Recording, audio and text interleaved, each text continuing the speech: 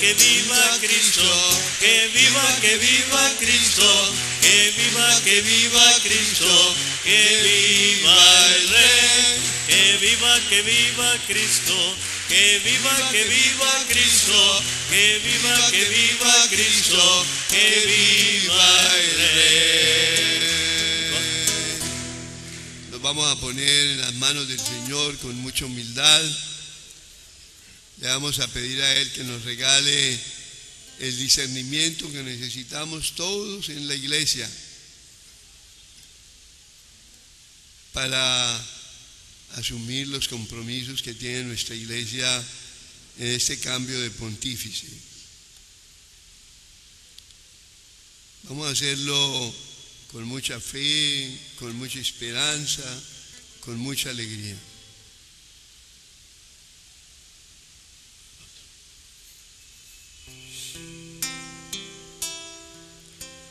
Dios está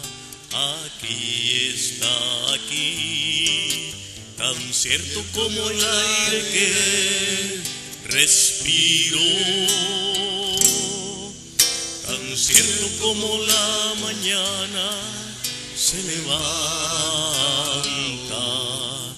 tan cierto que cuando le hablo Él me puede oír. Dios está aquí, y Él se goza en la alabanza de su pueblo, pues sé que Él nos está hablando y transformando, nos manda su mensaje de amor. Dios está aquí, se siente fuerte su presencia entre nosotros, más fuerte y más brillante que la luz del sol, por medio de su espíritu de amor. Nos sentamos. Yo creo que ya no hay necesidad de presentar al doctor Guillermo León Escobar, que vino el año pasado y nos acompañó 3 días para celebrar el Concilio Vaticano II. Y yo creo que nos ayudó muchísimo, muchísimo nos ayudó. Y seguramente que hoy también nos va a ayudar en una coyuntura diferente. El Santo Padre Benedicto XVI nos dice que Él va a renunciar el próximo 28 de febrero al ministerio del pontificado. Y lógicamente nos deja golpeados, nos deja muy golpeados. El doctor Guillermo León Escobar nos va a ayudar a mirar con serenidad, con esperanza, lo que aconteció en Roma este lunes y lo que va a acontecer en Roma durante estos 15 días. Y estoy seguro que a todos nos ayudará a asumir este compromiso que tenemos como cristianos, como católicos, y que hoy nos hemos reunido para que Él nos ayude a descubrirlo. Gracias. ¿Quién quedaría con mi maletín gris? Una persona muy amable me lo quitó. Sí, claro. Muy amable, me lo quitó de las manos y no sé dónde iría a parar. Bueno.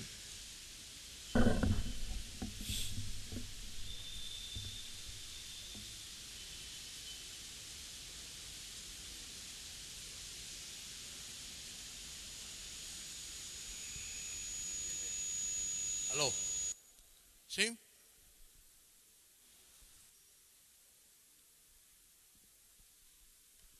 Bueno, esta es una de las charlas que uno se quisiera haber ahorrado en la vida, porque indudablemente es un hecho histórico, una renuncia como la que ha efectuado el Papa Benedicto XVI a partir de la vigencia del día 28 de febrero a las 5 de la tarde, no es a las 8 de la noche.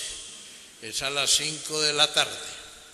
Y entonces vamos a ver una serie de elementos que nos permitan a nosotros, 1, informarnos, 2, discernir y 3, testimoniar que la Iglesia continúa adelante. Yo quiero comenzar con una anécdota en la época en que murió Juan Pablo II. En esa época era yo embajador de Colombia ante la Santa Sede e indudablemente participábamos en el funeral solemne que se hizo en la Plaza de San Pedro. El mundo en realidad se mueve por detalles. Las cosas grandes, muy monumentales, pues uno las admira, pero el detalle uno lo asimila, lo mastica y puede sacarle una serie de enseñanzas que normalmente la gente deja pasar de largo, porque hay gente que le encanta lo monumental, pero pierden el detalle. Ese día, sobre el féretro de Juan Pablo II en la Plaza de San Pedro se colocó, como para todas las personas de rango de cardenal, etcétera, no sé si en los otros campos también, un evangelio, un libro de los evangelios, que es lo único que acompañaba el féretro del Papa en la Plaza de San Pedro. El Papa había pedido que los diplomáticos, que somos supremamente vanidosos, no renunciáramos a colocarnos las condecoraciones. Uno va a todas esas festividades con el frac y ahí carga uno 1 kilo o 2 kilos de medallas que hacen parte de las vanidocracias que nosotros tenemos en el oficio. Y si uno se las quita, eso significa tristeza, que uno está en tono fúnebre, y el Papa, que se había marchado, había querido que el cuerpo diplomático se declarara en alegría por el ingreso de él a la vida eterna, y eso tiene su sentido. Sin embargo, detrás de la fila diplomática había una monjita muy bonita, viejita. Y esa monjita muy bonita, viejita, lloraba desconsoladamente, diciendo en voz alta: ¿qué vamos a hacer en la iglesia? Que se nos murió el Papa. Nadie va a poder reemplazar este Papa. ¡Qué maravilla de Papa el que se marchó! ¿Qué va a pasar con la iglesia? Al lado de ella había otra señora viejita, también italiana, que al fin, después de todas las lamentaciones, le dijo: hermana, consuélese. El que se murió fue Juan Pablo II, pero sigue vivo el Espíritu Santo. Eso hizo que las cosas se pusieran en su puesto. Y yo con todo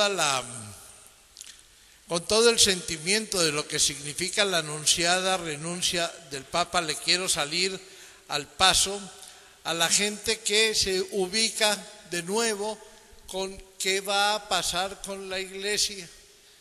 Si el Papa Benedicto XVI renuncia, se va, no va a pasar prácticamente nada, porque el que se va es el Papa Benedicto XVI, el Espíritu Santo se queda, ¿ya? Y como el Espíritu Santo se queda, él además sabe cómo hace sus cosas. Yo quiero que eso quede claro. En segundo lugar, quiero que quede claro que lo que hoy día se pueda llegar a referir sobre lacras, manchas, problemas, pecados, etcétera, de personas muy importantes dentro de la iglesia, que ustedes piensen de la mano de la homilía que hizo el Santo Padre ayer, en el sentido de indicarnos que normalmente uno ve los defectos en la otra gente y se excusa de los propios. Y entonces, el Papa ayer decía: no es buena actitud la de aquellos que condenan, censuran, sancionan a los otros, pero nunca van a ver la parte que les ha correspondido en el error que se comete o en el pecado que se activa. Creo que por allá está escrito en alguna parte, yo no sé, que hay gente que ve la paja en el ojo ajeno y no ve la viga en el propio. Pero bueno, lo que les quiero decir es que cuando yo diga que el cardenal tal se manejó mal con el Papa, entiendan ustedes que hubo muchos otros que se manejaron bien con él. ¿Ya? Es un segundo punto. Un tercer punto. ¿Qué es lo que hace posible que este señor llamado en la vida común Joseph Ratzinger, después profesor Ratzinger, después cardenal Ratzinger y después Benedicto XVI, tome la determinación que ha tomado? La gente dijo: estamos sorprendidos de que el Papa haya tomado la decisión de irse. Si ustedes me preguntan seriamente si yo estoy sorprendido, yo no estoy sorprendido. Ese es un hombre de una coherencia increíble.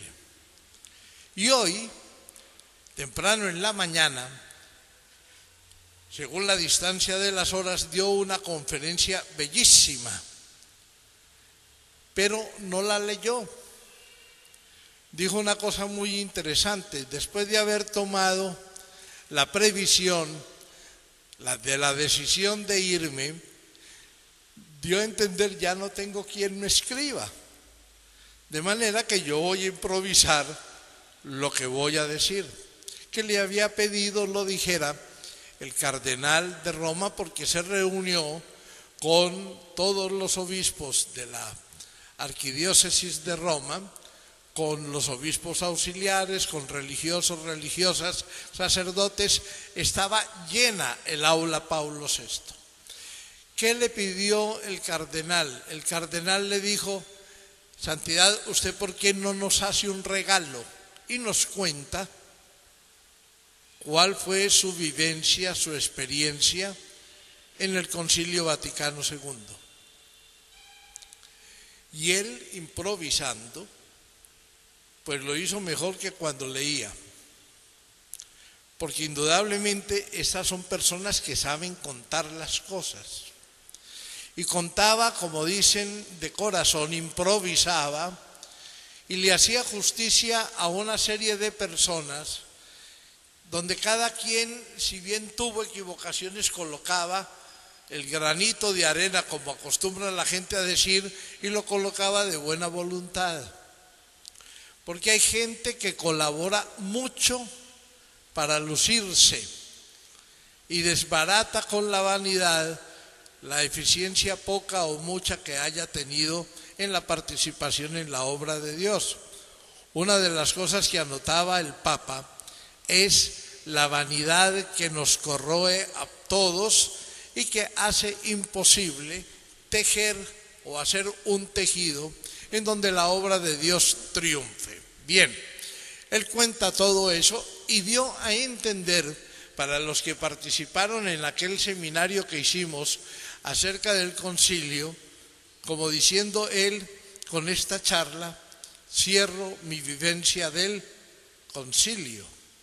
Es decir, para él, para Joseph Ratzinger, Benedicto XVI, hoy terminó lo que él podía aportar al Concilio Vaticano II. Fue como una sesión en donde él entrega conclusiones y dice: mi legado es que ustedes comiencen, la palabra es genial, comiencen a vivir para asegurarle un porvenir positivo a la Iglesia, comiencen a vivir el Concilio Vaticano II. Creo que el concilio terminó formalmente hace 50 años y aquí pues somos algunos, no todos, somos algunos los que indudablemente vivimos esa época, pero el consejo, el regalo del Papa al clero romano de su diócesis, de la que es obispo, es: comiencen a vivir el Concilio Vaticano II. Bien, todavía no les he contado por qué se va. Él fue muy delicado en decir: no me voy por enfermedad, me voy porque me faltan fuerzas. Pero atención, que una persona tan inteligente como él, hay que saberle interpretar los detalles.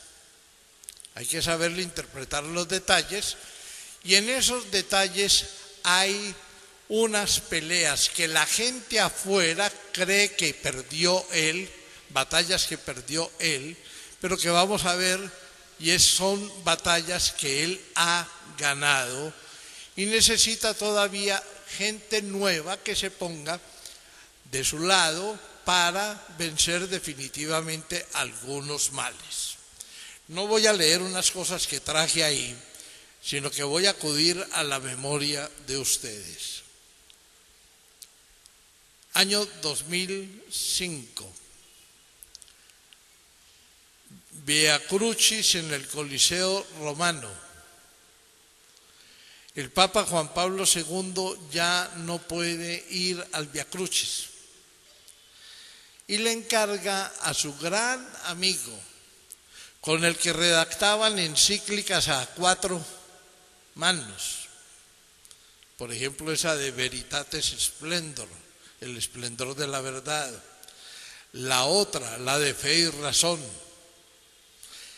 le encarga que haga el Via Crucis y la meditación sobre las diversas estaciones del Via Crucis. No sé si puedo tener el atrevimiento de encargarle a ustedes, de dejarles tarea. Cuando él llega a la 9ª estación, de repente este señor tan sereno, que a veces parecía como frío, con ese porte germano en donde uno trata de mirar las emociones, etcétera, levanta la voz y se pega una insultada él como iglesia, y nos la pega a todos. Esta iglesia cubierta de pecados, de porquerías. Y uno dice: oiga, ¿y este qué le pasó? Cuando a nosotros nos han dicho que indudablemente uno habla bien en todas las oportunidades y eso hay que seguirlo haciendo, porque es que el asunto es que las verdades nos las decimos nosotros. Y como estamos hablando en familia, porque aquí no hay ninguno que sea extraño en este mundo de cristianos católicos que somos nosotros, entonces el cardenal Ratzinger de ese momento habla de la sporcizia, de la porquería que hay. ¿Cómo es que hemos hecho esto, y deja entender una cantidad de cosas? Juan Pablo II no estaba perdido, pero se dio cuenta, y lo sabía porque en Roma no se improvisa y todo esto estaba ya escrito y editado, sabía lo que se iba a decir. El cardenal Ratzinger va después al cónclave, y hay una cosa interesantísima que yo viví allá, y es que todos los otros cardenales que iban a participar en el cónclave tenían gente a su alrededor. Por ejemplo, yo estaba con el cardenal Alfonso López o con el cardenal Pedro Rubiano, cuando me di cuenta que había un cardenal que no tenía gente a su alrededor y que había salido de la Basílica de San Pedro por una de las puertas laterales con su secretario. Entonces yo le dije al cardenal Rubiano, que había varios colombianos ahí, voy a saludar al cardenal Ratzinger. Y llegando allí donde él, le dije: cardenal, me gustó mucho la homilía que usted pronunció. Esa misa se llama Proeligiendo Sumo Pontífice, es decir, la misa última previa al cónclave de la elección del Sumo Pontífice. ¿Usted podría regalarme una copia? Y me dijo: claro que sí, embajador, el lunes se la mando.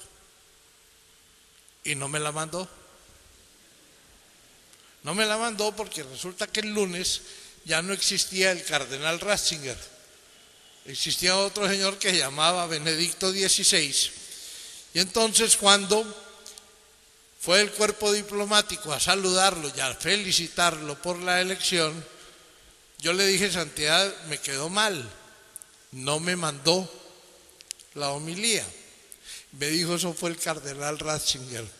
Yo se la mando el próximo lunes, y allá me llegó y la tengo. Y la tengo, pues, claro que eso salió publicado por todas las, pero yo quería tenerla de él. Él no quería ser elegido. Él ya le había pedido a Juan Pablo II que lo dejara retirar, porque se sentía escaso de fuerzas. ¿Desde cuándo viene él sintiéndose escaso de fuerzas? Desde 3 años antes del fallecimiento de Juan Pablo II. Pero cometió un error. Cometió un error, y es que, como él escribía de por sí personalmente, hizo la homilía de esa misa Proeligiendo Sumo Pontífice, que yo se las cuento, pero no es el vocabulario de él, porque yo soy mucho menos elegante que él. Y allí en la homilía dice: aquel que salga elegido, acepte. Aquel que salga elegido, acepte, porque no se puede convocar en vano al Espíritu Santo. Y ¡pum!, sale elegido él, el que estaba pidiendo que le dieran, que lo mandaran en pensión porque necesitaba tiempo para escribir sus libros, y había negociado con Juan Pablo II, que le dijo 3 años antes: no venga entonces toda la semana, venga solo 3 días a la semana y quédese escribiendo. Al año siguiente le bajó la cuota y le dijo: con 2 días que llegue usted a la oficina, quédese escribiendo. Y de repente le cambian la vida el Espíritu Santo y tiene que desempeñarse a fondo, carente de fuerzas como se sentía en ese momento. Y como había pedido que aquel que fuese elegido aceptara, aceptó y se encontró con una cantidad de méritos. La imagen de Juan Pablo II, nadie le puede quitar la profundidad y la extensión de los méritos recuperados para la tarea de la cristiandad y del Evangelio. Fue un gran pontífice. Pero por otro lado, este señor, que llevaba ya 25 años metido en la curia romana, cosa que no había sucedido con Juan Pablo II. Juan Pablo II llega y no ha tenido vivencia de curia. Entonces dejó las cosas como estaban y se dedicó a ser el pontífice itinerante que refrescaba la doctrina en cada visita, etc. Y el otro puntico se quedó sin tocarlo. Ratzinger sabía cuáles eran los terribles problemas que había. Nadie en los medios de comunicación ni en el ámbito político se atrevía a enfrentarse a la imagen de Juan Pablo II. Eso era pelea de toche con guayaba madura, ¿ya? Porque la imagen era tal que cualquier confrontación con él, el que se confrontaba perdía.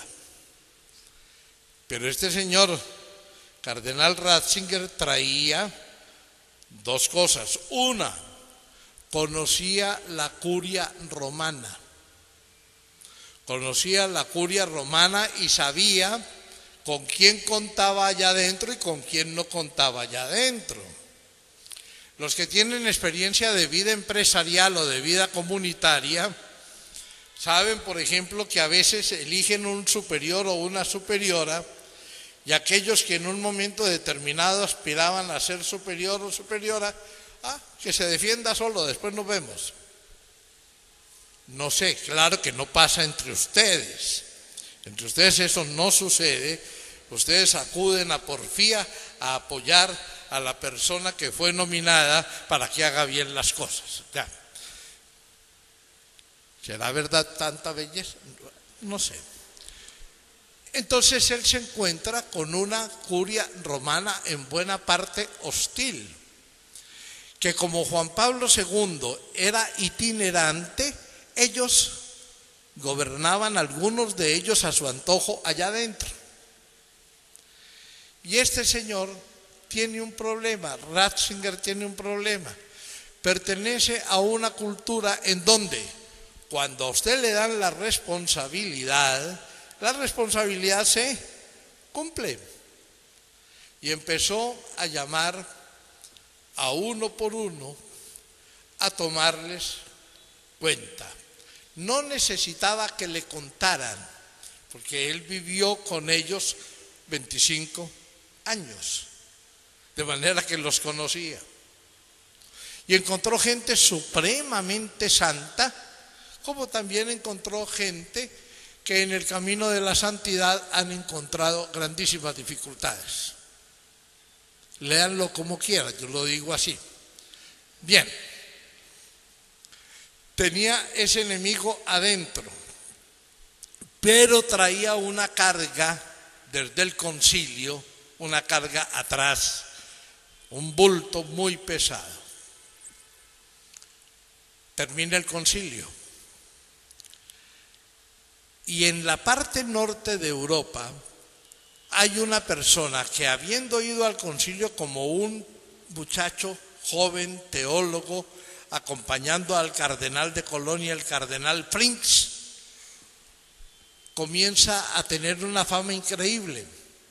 Las gentes iban a las clases que daba el profesor Ratzinger, en donde hablaba del concilio, donde explicaba cuáles eran las grandes transformaciones. Nosotros ya vimos eso en todo un seminario. Y en el año de 1968 explota en la Sorbona, en París, toda una rebelión cultural que la gente la tomó a chiste con aquello del prohibido prohibir y todas estas cuestiones de un señor muy inteligente llamado Daniel Cohn-Bendit, Daniel el Rojo, que no era comunista, porque a nosotros se nos volvió un disco, se nos pegó el disco en el comunismo, sino que era una cosa absolutamente distinta, y era el relativismo que se instalaba en Europa.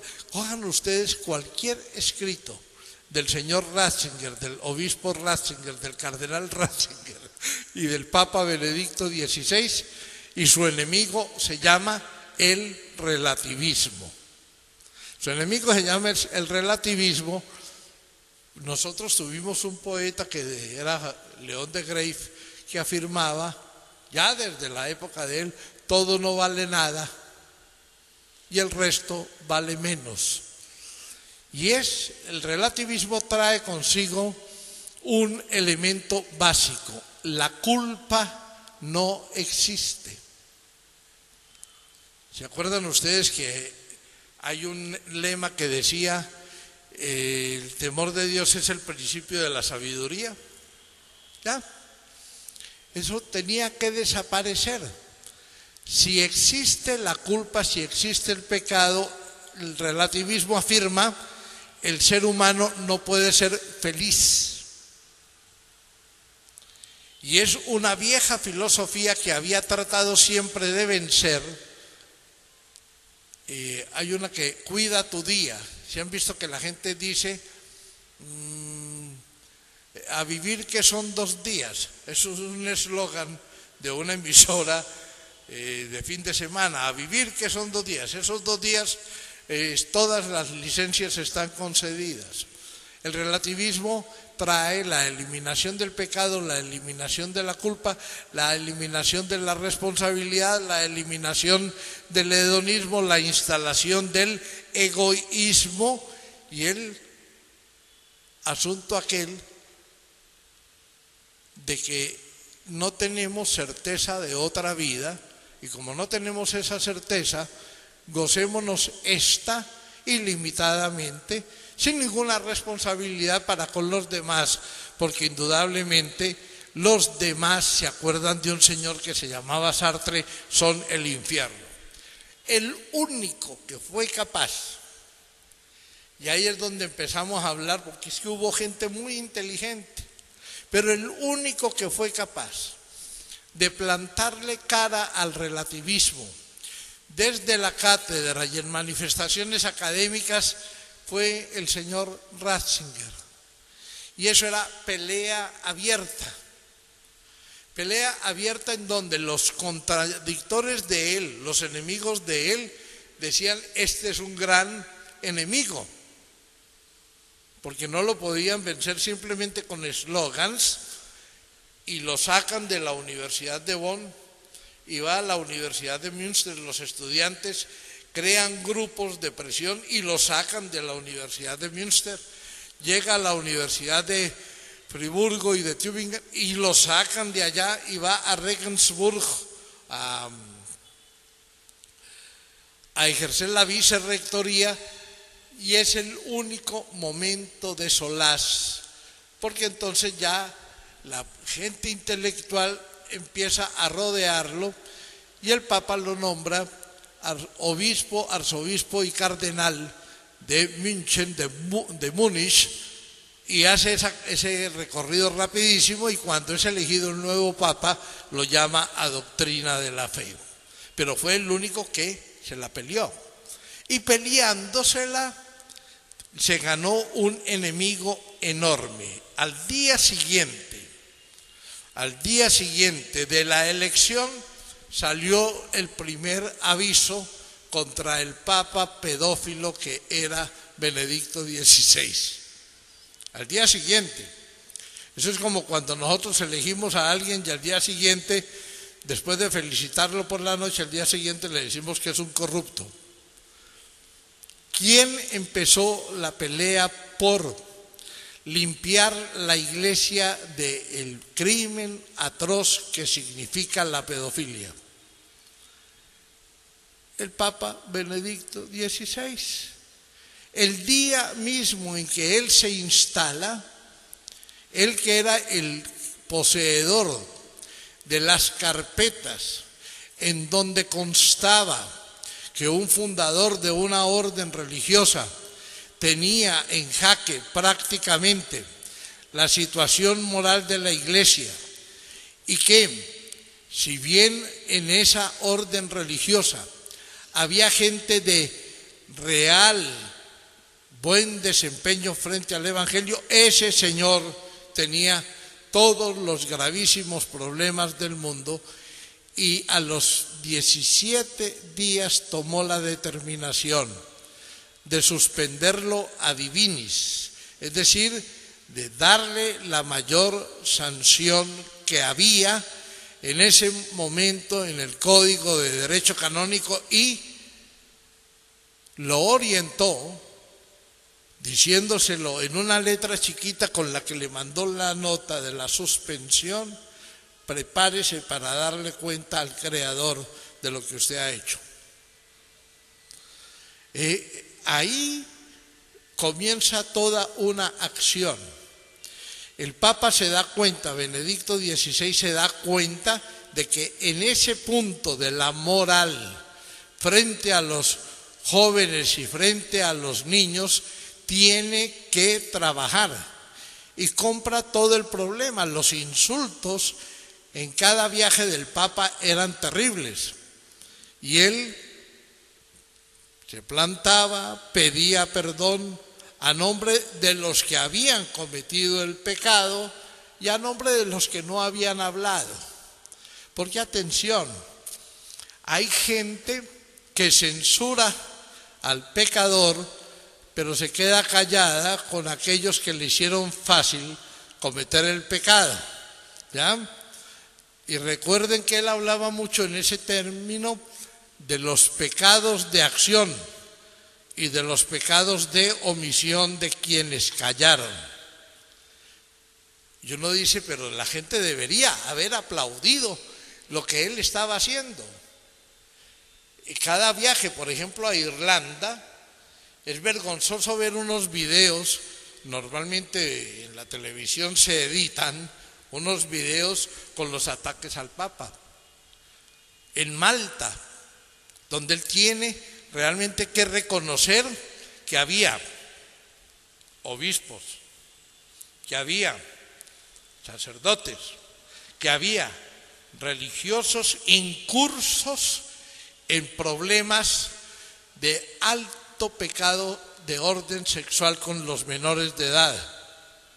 Y créanme que no es una cuestión fácil ponerle la cara al... No es como en Colombia. Aquí creo que no hay extranjeros. No es como Colombia, que dice yo le pongo la cara y salen corriendo, porque uno no sabe en definitiva dónde es que tienen la cara. Este señor se paraba frente y le decía: señor obispo, usted cayó. Y vieran que encontró una gran oposición, porque había unos obispos, sí, un sector eclesiástico, sí, que decían: la Iglesia es una sociedad perfecta, y como es una sociedad perfecta, con los problemas que tengan los curas, las monjas, etcétera, nos las arreglamos nosotros.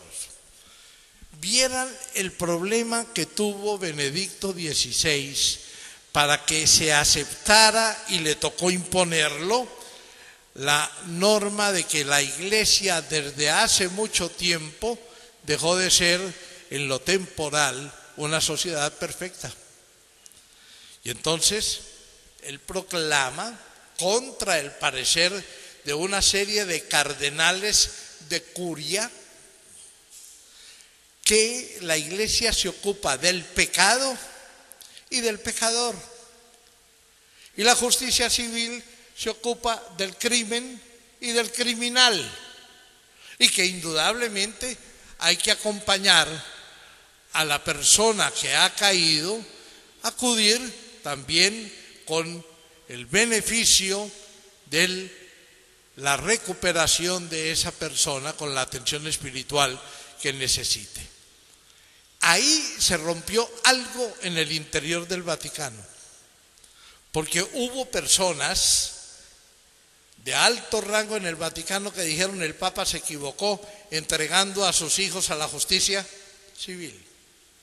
Sin duda alguna, muchos de los agravios y de las acusaciones contra algunos sacerdotes o contra obispos, etcétera, también eran falsos. También eran falsos, porque aquello se convirtió en un negocio de testimonios y de indemnizaciones millonarias, etcétera, que se logró ya al final realizar una metodología con la sociedad civil, con la justicia civil, para descubrir qué era cierto y qué no era cierto. Está el caso, por ejemplo, de un gran cardenal, el cardenal norteamericano Bernardín, que le puso la cara al problema, fue donde el juez y le entregó el pasaporte diplomático vaticano, se presentó al juicio y se descubrió que era todo un montaje,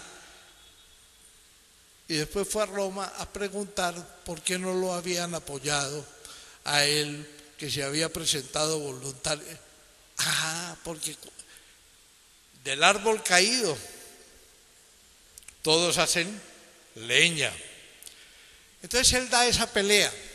El mundo hoy le reconoce a Ratzinger aquel que no tenía fuerzas, que hizo todo un esfuerzo descomunal para dar prácticamente solo, con la ayuda de prácticamente solo en el Vaticano, con la ayuda de 2 o 3 realmente santos de allá y con la ayuda de los obispos en cada región, logró en este momento eliminar toda situación de ambigüedad y dejar claro cómo se debe proceder de ahora en adelante con el problema de los abusos sexuales de aquellas personas que, vinculadas al ejercicio ministerial, abusan de las gentes.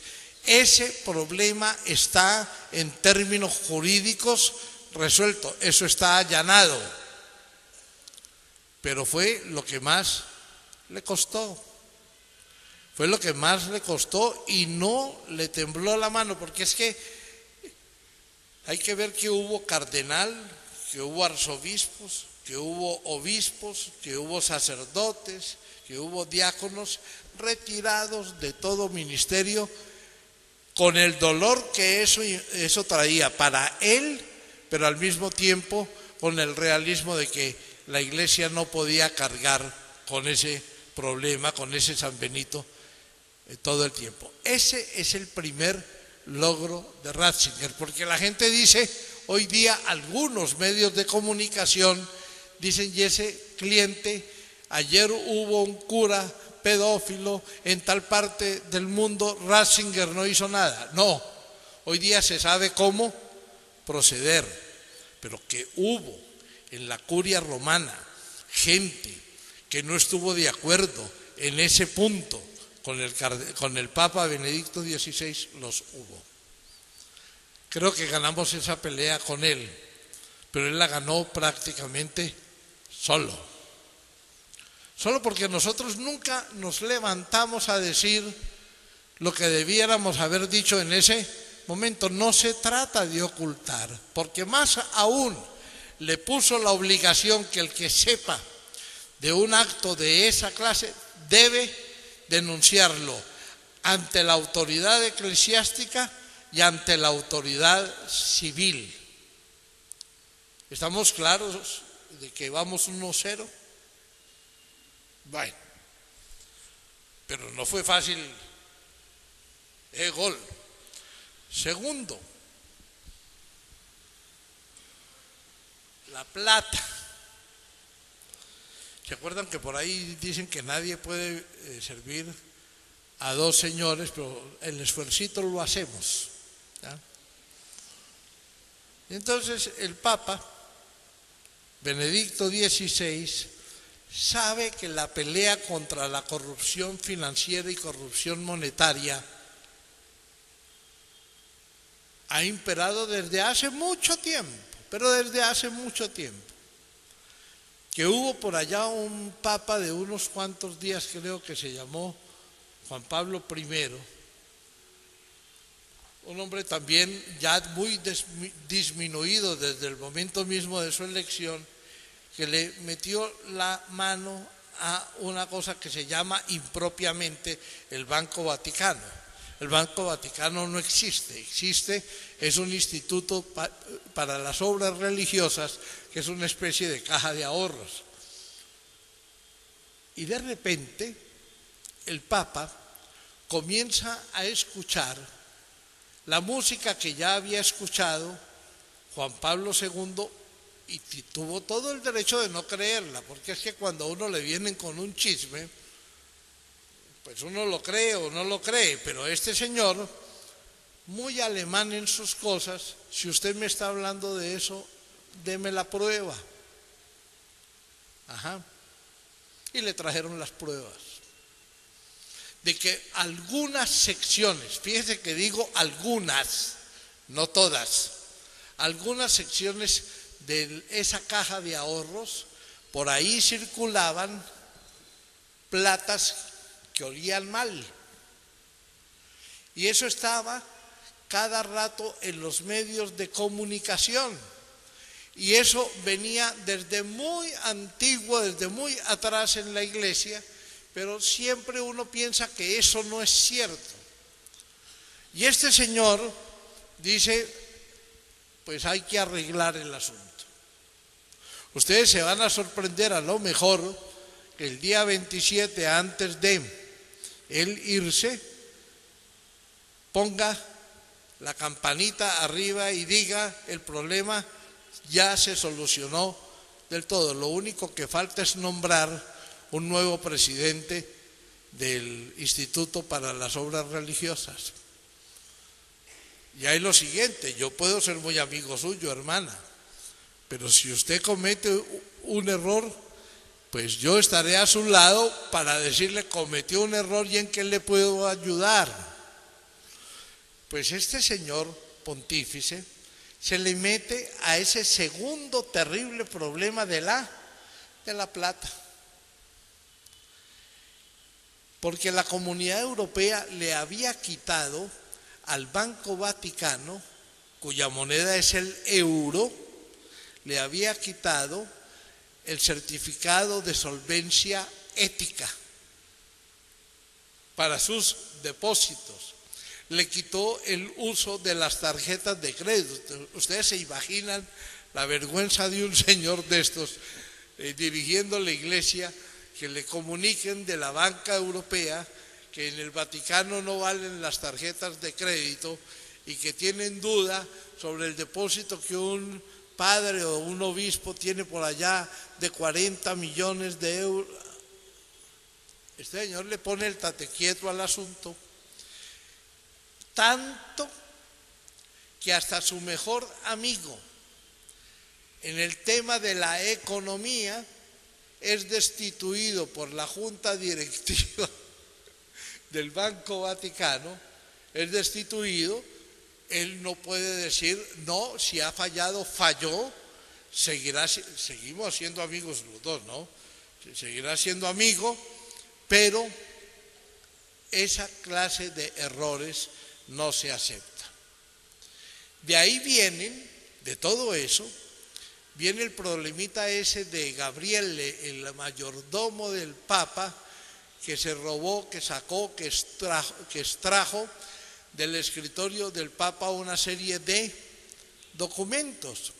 Claro que esos documentos no eran importantes, no eran tan importantes, pero era importante saber por dónde se estaban saliendo los documentos, porque hay un libro todavía mayor en filtraciones que se llama Vaticano, Sociedad por Acciones.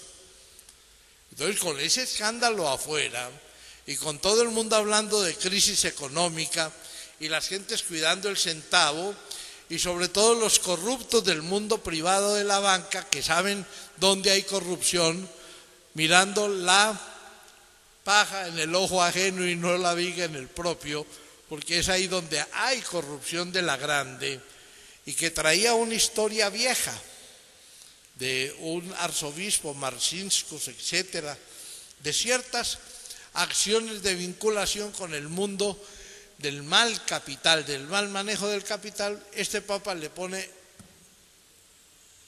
ya, acepta la información que le llega por parte de aquellos que arrepentidos dicen, yo participé en eso, aceptan la sanción pero dejan la prueba, y hoy día es preciso reconocer que la limpieza de lo que impropiamente se llama Banco Vaticano la ganó también Benedicto XVI, pero la ganó a costa de su salud. De su salud, porque uno se imagina a Benedicto XVI sentado escribiendo el libro de la infancia de Jesús y despreocupado del resto de cosas. No, él manejaba la parte dura de la barca de Pedro y logró superar ese segundo punto. Lamentablemente no tenemos tiempo para meternos en los vericuetos. Creo que vamos 2-0. Bueno, vamos 2-0, porque es que hubo ayer un periódico italiano que dijo: gran derrotado, es decir, lleno de derrotas se retira Benedicto XVI de su ejercicio pontificio. Ahí no está la derrota, porque es que el tercer punto adentro es que los enemigos siguen adentro. Yo me acuerdo de un señor político, porque los que tenemos ese pequeño perfil no podemos olvidarnos de... Le preguntaban a Winston Churchill en el Parlamento inglés: allá está la oposición y aquí está el gobierno. Le decían: usted le teme a la oposición, ¿dónde están sus enemigos? Digo, la oposición la tengo al frente, yo los miro, vea, son todos. Los enemigos son los que están aquí detrás, que juran ser mis mejores amigos. La pelea de poder que se dio en el interior de la curia romana tiene dos nombres.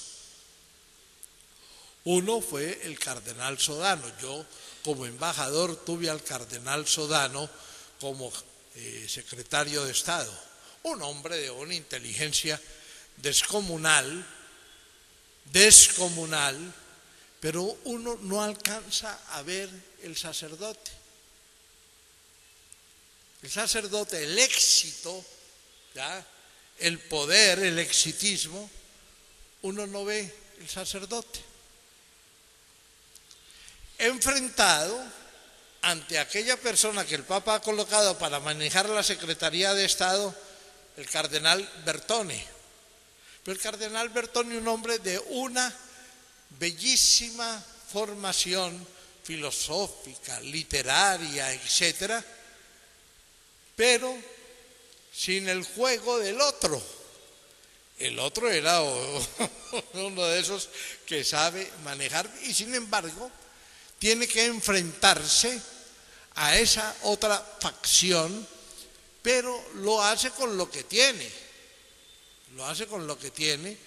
Y él no pudo llegar a tener en ningún momento la inteligencia política, ¿ya?, para haber acertado en la pelea. Eso no quiere decir que sea malo, ¿ya?, pero se dieron. Este cubría el flanco del Papa, este otro tenía el problema de la nostalgia del poder. Es que hay gente que no sabe irse del poder. Yo no sé si eso impera en todas partes del mundo, pero el que terminó, y cierre el pico y no se meta a no dejar hacer al otro. ¿Se acuerdan que la sabiduría popular definitivamente cada alcalde manda a su año? ¿Ya? Bien, por ahí no nos metamos, pero eso se da en las mejores familias y se dio en el Vaticano, en donde el Papa tenía que cuidarse de la ineficiencia de los unos y del exceso de eficiencia negativa de los otros. Y se formó un problema.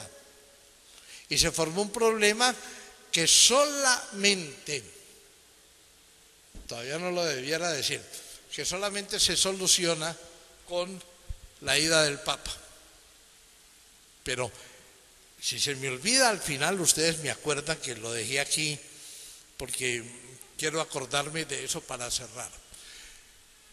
El Papa logra, a través de distintos eventos, sobre todo realizados por los sínodos, logra establecer claramente cómo debiera ser el comportamiento de aquellos que, metidos en la misma barca de Pedro, no pueden unos estar dirigiéndole y la otros haciéndole huecos para que entre el agua y la barca se hunda, con la esperanza de que los otros se vayan y entonces estos calefatearán de nuevo la barca y siguen con ellos. No supieron irse. El Papa les acaba de dar una lección de cómo se va uno cuando, porque es que al poder le han echado la culpa de muchas cosas. ¿Se acuerdan que la gente dice el poder corrompe y el poder absoluto corrompe absolutamente? ¿Para qué le echan la culpa al poder? Es la gente la que es corrupta o corrompida o como sea, porque el poder es un instrumento. Y la gran lección que les acaba de dar este señor es: me voy. En el momento en donde se tiene el absoluto poder, el Papa puede tomar cualquier tipo de decisiones, pero él sabe que está al servicio de su Señor y sabe que el poder es para servir, y solo se va tranquilo el que concibe el poder como un instrumento de servicio, que eso es muy difícil. A mí cuando me ha tocado irme de algún puesto que yo apreciaba muchísimo, la nostalgia del poder, todas esas cosas. Tenemos una tercera partida ahí en donde el Papa Benedicto XVI no dudó un solo momento de empezar a colocar gente nueva. Reclamo contra el Papa: ¿por qué nombra usted a esa persona si no tiene ninguna vinculación con el poder político? Es que es el Papa tener la sede en un país como Italia, en donde el presidente del Consejo, es decir, el gobernante italiano, está acusado de prostitución comprobada, de todos los vicios, etcétera, y ver él que ese señor se ha mantenido en el poder con el apoyo de ese sector de la Iglesia, y que la Iglesia italiana está dividida en el grupo de quienes dicen ese no se puede apoyar porque es apoyar en los hechos lo que niega la moral cristiana, y los otros diciendo no, lo que pasa es que si apoyamos a ese no nos va a cobrar impuestos. Y el Papa dice, bueno, un momentico, ¿qué es lo que está pasando acá? Y entonces descubre a través de eso que el cristianismo de Europa, de sus dirigentes, de la clase dirigente, yo me acuerdo que había una propaganda de Coltejer o de Fabricato, no sé, que decía: la marca está en el orillo de la tela, no en la tela. Bastaba cortar el orillo, porque la marca, lo cristiano, como testimonio, ha desaparecido, y entonces ha quedado, sí, el bautismo una gran fiesta, la primera comunión una gran fiesta, el matrimonio una gran fiesta, la defunción aparentemente una dolorosa fiesta, ¿ya? Porque hay unos que se entristecen y hay otros que se alegran de que por fin la herencia va a ser repartida, pero no nos metamos por ahí. Bien, entonces, este señor dice: aquí es necesario reconocer que la fe es un barniz. Ayer lo dijo, eso es un barniz, es decir, es una cosa aparente.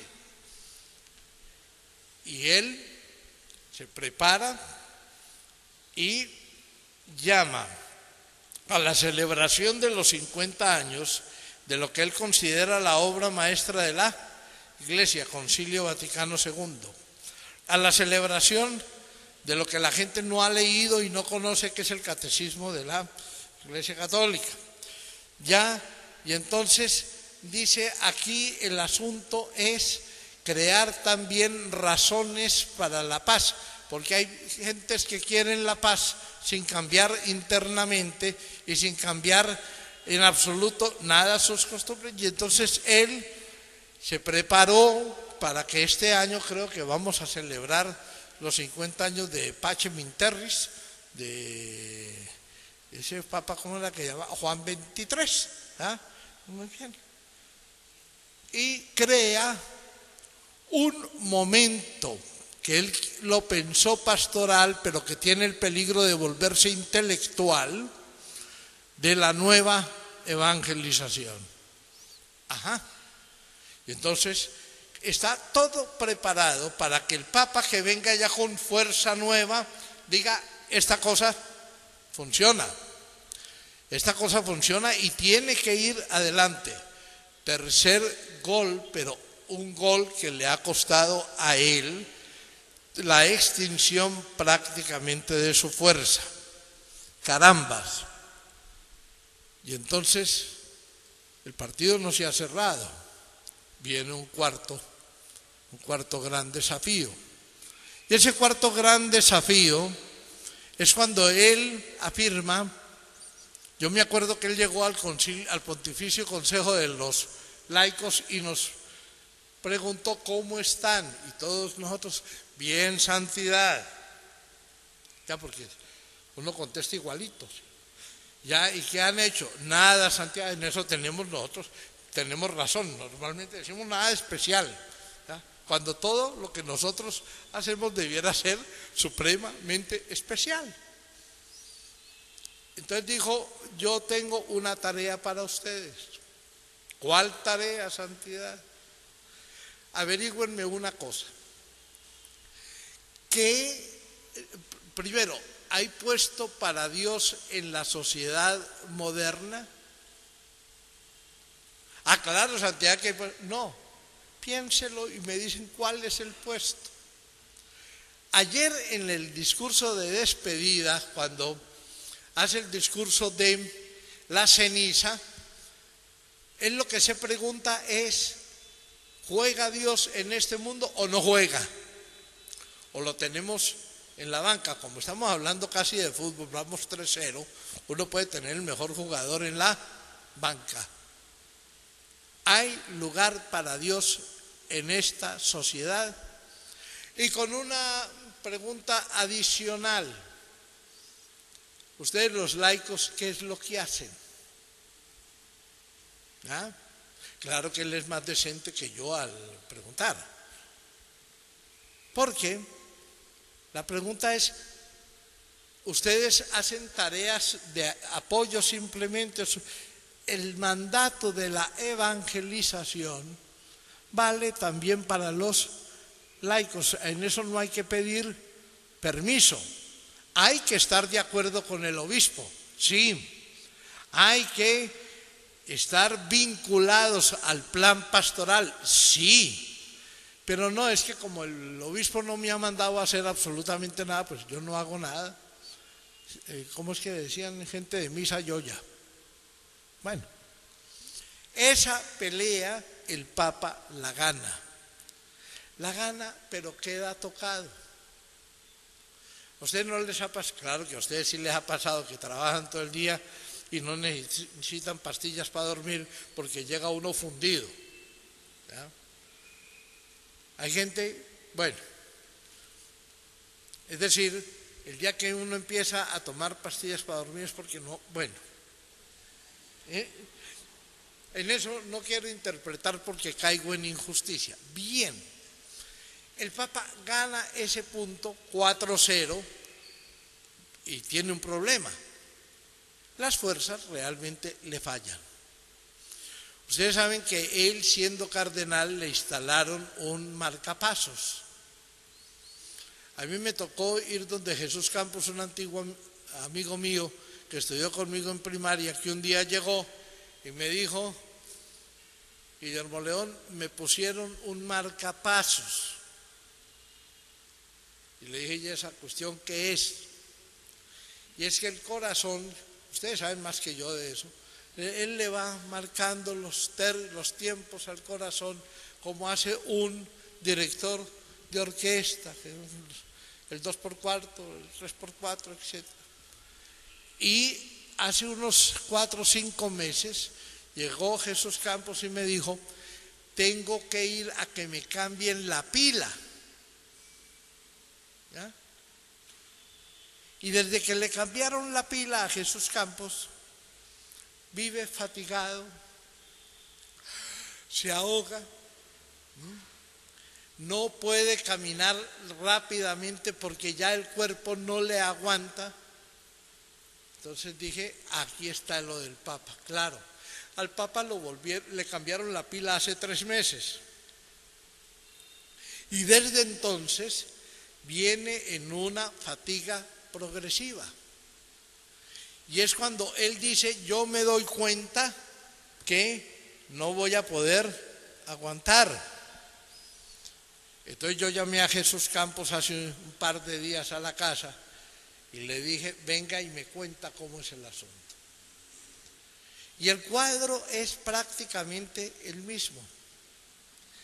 Y en ese cuadro prácticamente el mismo, un hombre que ha dado la pelea en todas partes del mundo, en todos los foros, que ha aguantado insultos, pero también ha tenido el coraje de pensar por sí mismo cómo es la cosa. Entonces, ese señor tiene todo el derecho de activar sus palabras. ¿Cuáles palabras? Las que escribió como cardenal cuando le pidió a Juan Pablo II, le dijo, Santidad, yo creo que es hora de retirarse. El Papa verá si toma o no toma el consejo, pero él lo dijo para sí mismo. Cuando uno llegue al momento de la extenuación, de la gran fatiga, no es que puede, sino que existe la obligación moral de retirarse. La obligación moral de retirarse, porque es que hay gente que se atornilla al puesto, ¿ya? Yo tengo un amigo mío religioso que él no puede ser sino rector. Eso es gravísimo, pero bueno, algún defectico tenía que tener porque él en otras cosas es muy bueno. Este toma la determinación, pero toma esa determinación vinculado a 2 accidentes que tuvo y de los cuales no dio noticia normalmente la prensa. Él hacía vacaciones, como Juan Pablo II al principio, en el Val d'Aosta. Y allí en el Val d'Aosta se cayó y se rompió la cabeza, pero allá donde el suqueto, el solideo, la tapa. Limpiaron, cuentan hoy día ya los que lo acompañaron, limpiaron, el señor como buen alemán, pues también nosotros lo haríamos, no mostró absolutamente ninguna preocupación por lo que le había pasado, pero el médico le dijo, señor, usted comienza a tener esa serie de mareos donde es imposible controlar lo que está pasando en el cuerpo. Segundo accidente, en la ciudad de León, ¿se acuerdan del último viaje que hizo él a México? En la ciudad de León, está en la cama, se levanta, se cae, se rompe la cabeza, ¿ya? Aparece ante los propios, lleno de sangre, etcétera, lo limpian, etcétera, etcétera. Él se niega a que siquiera se dé aviso de eso a nadie, y cuando regresa del viaje, el médico le dice, yo ya le dije que esos viajes no debe hacerlos, usted ya entró en la esfera del mareo incontrolable y eso ya es muy grave. Eso se supo ayer. El otro accidente de Val d'Aosta se supo antier. Y por más que el Papa diga que no está enfermo, la debilidad es una enfermedad. Y yo me temo mucho que él no quiso repetir la imagen del ser llevado y ser traído, prácticamente inutilizado, que sucedió o aconteció con Juan Pablo II. Y él quiere conservarle esa imagen de persona responsable que sabe cuándo pasar el testimonio. Ustedes han visto esas carreras de atletismo en donde uno da todo lo que tiene para entregar el testimonio y salga otro a hacer el asunto. El Señor está en esa situación. Está en esa situación y se retira a tiempo. ¿qué va a pasar con este señor retirado? Ustedes recuerden que yo tengo una anécdota para terminar, que la he dejado en el aire y que ustedes me tienen que acordar. Bueno, ¿qué va a pasar con este señor? ¿Puedo ser escueto en lo que voy a decir? Creo que sí. Benedicto XVI muere el día 28 de febrero a las 5 de la tarde. Porque un papa muere cuando se destruye el anillo del pescador. Mientras no se destruya el anillo del pescador, puede estar frío y no ha muerto. Porque hay gente que con algunos papas aprovechaban ese tiempo para nombrar a otras gentes sin que el Papa pudiera decir no, y le colocaban el sellito. Ustedes saben que ese sellito constituye lo que llaman la bula. Perfecto, no vamos a levantarle certezas ni chismes a nadie, pero eso ha acontecido. Este señor no quiere entrar en ese camino, sino pasar con energía el testimonio desde el palito ese, y que el otro salga con energía corriendo. El Papa está, así no lo diga él, está enfermo, y yo me temo que él ya empezó ese camino de retorno y no quiere hacer pesado para la iglesia, una iglesia que tiene hoy día con los medios de comunicación, si lo vieron en el Twitter, etcétera, tiene que responder es en el paso de segundos. Con Pío XII uno tenía que esperar a que se reuniera y apareciera en la ventana y dijera: hace 3 meses se me interrogó sobre. El mundo de hoy no aguanta, sino que quiere la respuesta ya.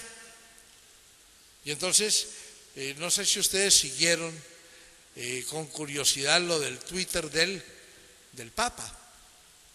E indudablemente que esta persona trató de instrumentar ese acercamiento a los medios de comunicación modernos y lo hizo bien. Él se va, muere ese día jurídicamente. El problema ahora en Roma es qué va a pasar después. Porque al morir jurídicamente Benedicto XVI, pues se tiene que ir. Llegará un helicóptero y se lo llevará transitoriamente a Castel Gandolfo, eso ya está decidido. Mientras ocurre el cónclave, porque él no puede quedarse en el Vaticano internamente y los otros reunidos eligiendo papa, porque se imaginan que toda la gente afuera va a decir, claro, está manejando las elecciones. Y como en Colombia estamos acostumbrados a eso, diremos, el efecto de la corrupción es que el Papa, no, él se tiene que ir. Se tiene que ir y se tiene que ir para Castel Gandolfo, y se está pensando una alternativa mientras se encuentra otra mejor alternativa, pasado el cónclave y la posesión del nuevo Papa, traerlo a vivir en un convento interno que hay en el Vaticano, mientras le preparan algo en la abadía benedictina de Monte Cassino, o en la abadía benedictina del Subiaco, o en su tierra alemana en el sur, la abadía de Otto Beuren. Allá no va a llegar Benedicto XVI. Benedicto XVI entrega el anillo y entrega las vestimentas que ha utilizado como papa. Y será de ahí en adelante una figura nueva, interesantísima, el obispo emérito de Roma. Y aquí nosotros tenemos, por ejemplo, el señor arzobispo acá es obispo emérito de Zipaquirá. Cuando termine su gestión será el arzobispo emérito de de Cartagena. Esperamos que dure mucho tiempo todavía, pero bueno. Entonces, será de nuevo el profesor Ratzinger, que tiene que escribir los 4 libros que todavía le falta publicar, porque el clamoroso quinto punto fue que este señor, pese a todos los problemas que tuvo que resolver, siguió escribiendo el cuerpo de doctrina, y en este momento son alrededor de 14 los textos ya publicados por Ediciones Paulinas del pensar de Benedicto XVI y del profesor Ratzinger, en el sentido de que él ha dejado una doctrina segura, tanto que en los ámbitos no de la curia, porque es que cuando a uno lo elogian demasiado allá adentro, eso es muy peligroso, ¿ya? Sino en el ámbito intelectual, la gente dice, después de Tomás de Aquino, con su Suma Teológica, la nueva Suma Teológica es el trabajo de Ratzinger, en el sentido de que es el mejor intérprete del Concilio Vaticano II, así le haya tocado a él aguantarse la crítica de quienes dicen que Benedicto XVI ha traicionado el Concilio Vaticano II porque permitió de nuevo que se dijera misa en latín, ¿ya? Cuando mi Dios creo que sabe bastantes idiomas, ¿ya? Pero bueno, hay ese punto. Ustedes me iban a recordar algo. Cuando se llega a un nivel de incapacidad, hay una escena en el Antiguo Testamento de un cliente que a mí me llama la atención, de un señor que llamaba Sansón, ¿se acuerdan ustedes? Y que por ahí se dejó engatusar de una señora llamada Dalila. Yo tengo una amiga que se llama Dalila y le cuento repetidamente la historia. Miren,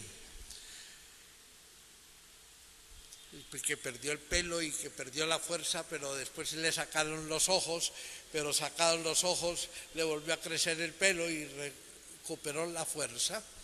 Y el que había traicionado a su señor Yahvé le pide a alguien: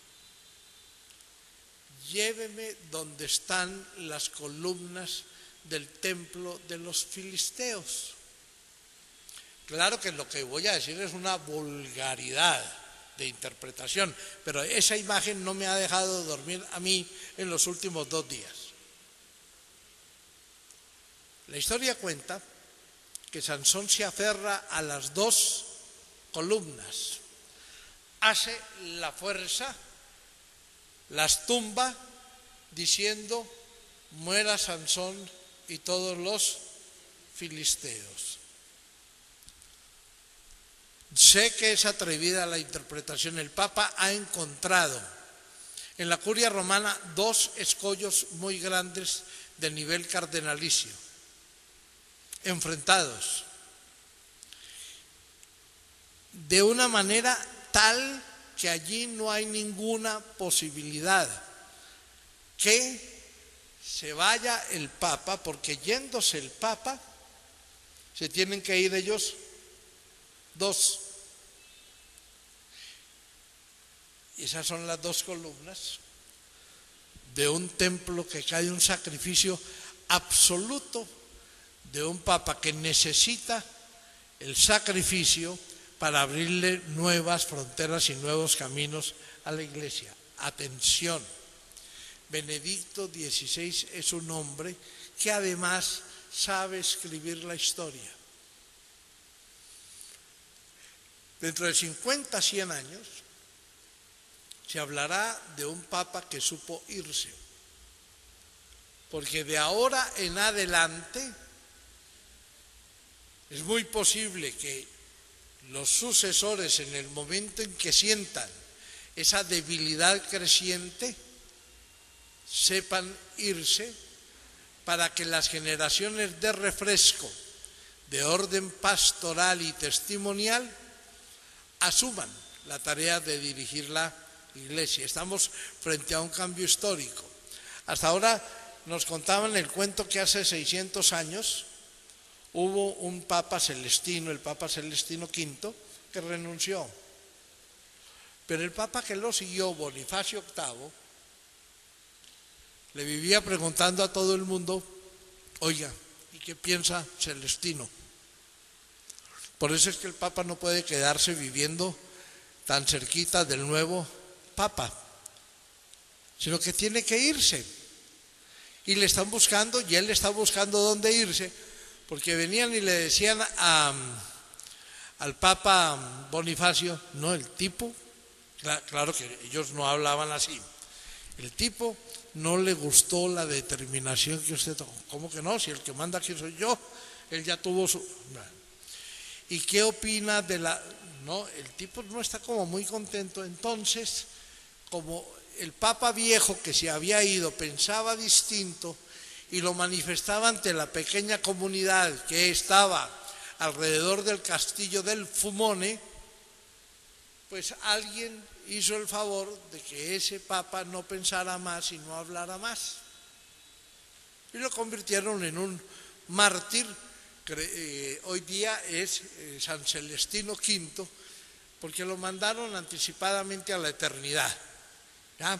Aquí no se va a dar ese caso, aquí no se va a dar ese caso, porque la sensatez y la capacidad de la Iglesia hoy día es capaz de asimilar que uno se vaya al retiro, y ayer lo dijo y lo repitió esta mañana, yo ya me estoy yendo y el mundo no me volverá a ver. El testimonio de mi presencia no existirá para las generaciones futuras. Seguirá escribiendo, sí, seguirá publicando, sí, asuntos de doctrina, etcétera, pero ya no existirá. Dicen que los grandes seres humanos no se mueren, se desvanecen, se van yendo.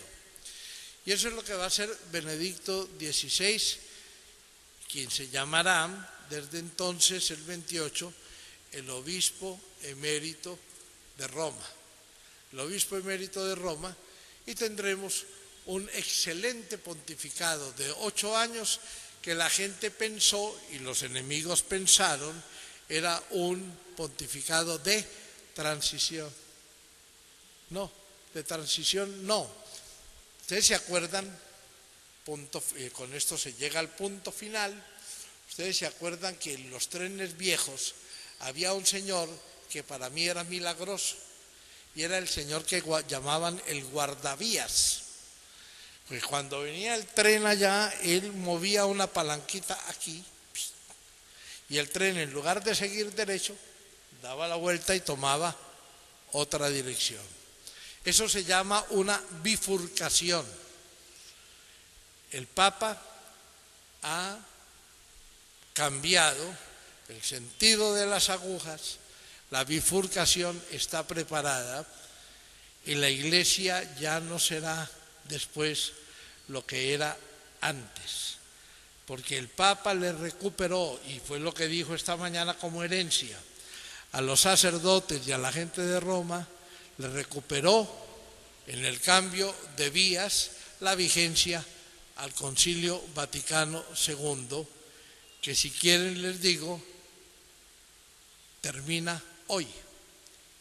Hubo una pausa como de 50 años y el concilio proclama en boca del Papa Benedicto XVI de nuevo su vigencia. Si alguno tiene ganas de preguntar alguna cosa, que pregunte, porque yo llego solamente hasta aquí. Gracias.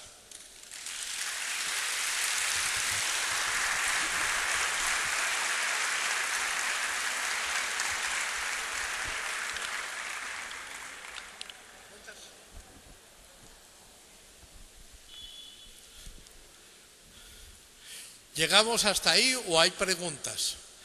Lleguemos hasta ahí y cumplan ustedes la tareita que les puse. 1. Hay lugar para Dios, pues que a mí me la puso el Papa con todos los que estábamos en esa reunión. ¿Hay lugar para Dios en este mundo? Y la segunda, ¿cómo van a trabajar ustedes como evangelizadores en la misión de recuperarle la vigencia al Evangelio? Piénsenlo y algún día hablamos.